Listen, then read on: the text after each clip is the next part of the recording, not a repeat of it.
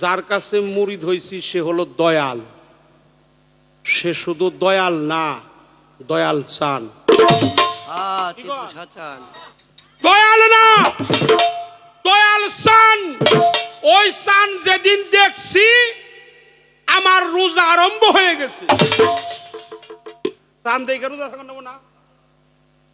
সে শুধু দয়াল না, দয়াল চাঁদ। আমার কথা না, লালন সাইজি বলছে, নয়ন চাঁদ প্রসন্ন যার, সকল চাঁদ দৃশ্য হয় তার। লালন বলে সব অন্ধকার, আমার গুরু চাঁদ বিহন। তাহলে আমার গুরু চাঁদ। এই সাতটা পৃথিবীতে একটাই চাঁদ, সাতটা পৃথিবীতে একটাই সূর্য। সেই সূর্য আনা শামস আলিয়াল কামার, অর্থাৎ আমি গুরুর গুণে গুণান্বিত, গুরুর সেফাতে মুত্তাসির, গুরুর নূর তাজাল্লিতে মুতাজাল্লি, গুরুর গুণে গুণান্বিত, গুরুর রাস্তায় কতল, গুরুর পথে শহীদ। আমার বলতে কিছু নাই, সবই আমার গুরু।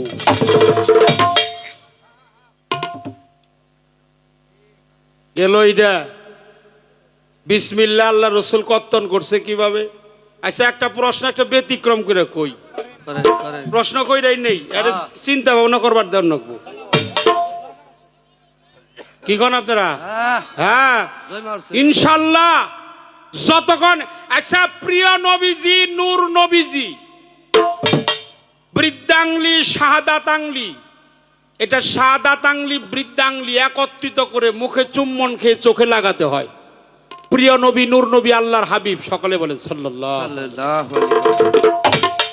প্রিয় নবীজি পবিত্র মেহেরাজে ভ্রমণ করলো।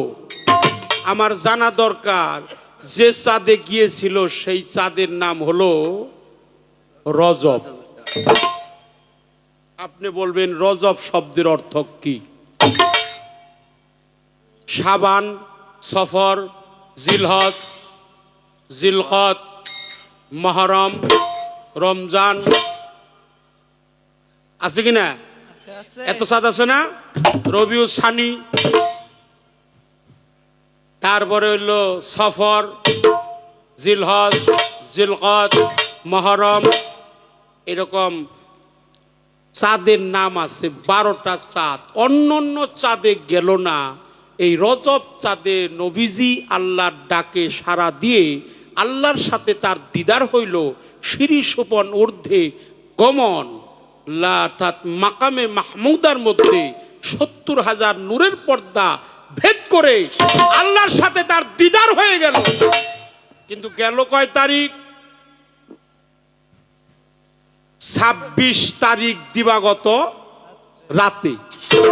আচ্ছা অল্প সময় পার হয়ে গেছে। নবীজি মেরাজের থেকে বাসারি হালিয়াতে ছিল 63 বছর বয়স, মেরাজে পার হয়ে গেছে 27।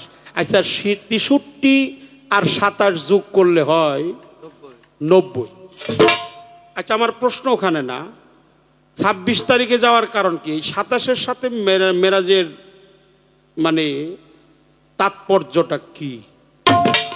26, 25, 23, 20, 18, 16 মানে 1, 3, 5, 7, 9, 11, 13, 15, 17, 19, 21, 23, 25, 27 এগুলা কি জোর না বেজোর? কথা কন না কে? 2, 4, 6, 8, 10, 12, 14, 16, 18, 20, 22, 24, 26, 28 এগুলা কি জোর? আচ্ছা এই বেজোড়া তারিখে গেল, এর কারণটা কি? গেল 27, পার হইল 27, মাসের 27, চাঁদের 27, কোরআন নাজিল হয়েছে 27, আমাবস্যা 27, পূর্ণিমা 27। কে বলছে?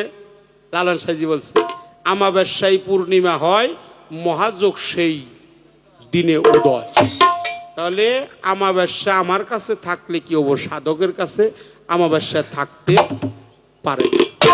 নবুয়াতের 12, রেসালাতের 15, এখানেও 27। 9855 দিন। আমি একটা একটা করে দিন হিসাব করে গুইনে খাতা কলমে ক্যালকুলেটর হিসাব করছি। 9855 55 দিনে হলো 27 বছর।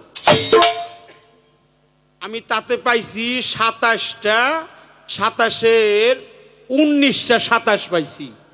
কোরআন নাজিল হয়েছে 27, মেরাজে গেছে 27, তারপরে পার হয়েছে 27, গেল 27, তারপর মাসের 27, চাঁদের 27, অমাবস্যা 27, পূর্ণিমা 27, আর একটা 27 আছে নবুয়াতের 12 রেসালাতের 27। আমি জানতে চাই এই 27 দিয়ে আল্লাহ তাআলা রাব্বুল আলামিন তার হাবিবের শানে এই মেরাজের তাৎপর্য সম্পর্কে কি বুঝাইছে, এই গুরু ভক্তের মেরাজের হাকিকত থাকছে।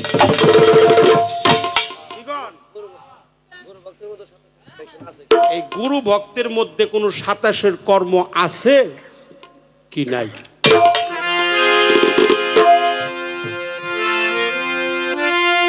আমার কোনো কর্ম করার না নাই, আমার কপাল ভালো, আমি কোন কর্ম করুম? আমার কোনো কর্মের দরকার নাই। আমার কপাল ভালো কেন? এইরকম একটা গুরু যে পাইছি, এইটাই আমার কর্ম ভালো।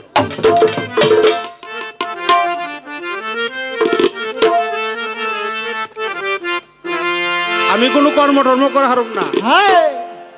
আমি এক নাম নিয়ে বসে আছি।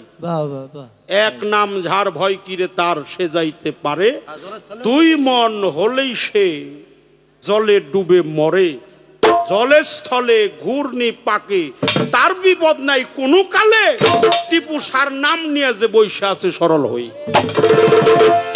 আমি হলে সরল হয়ে আছি, আমার মধ্যে কোনো অহংকার নাই, ক্রোধ নাই, রাগ নাই, অভিমান নাই। আমি গুরুকে মানি, আর কাউরে বিশ্বাস করি আর না করি, গুরুকে সব মানি। জানো না রে অভ্রান্ত মন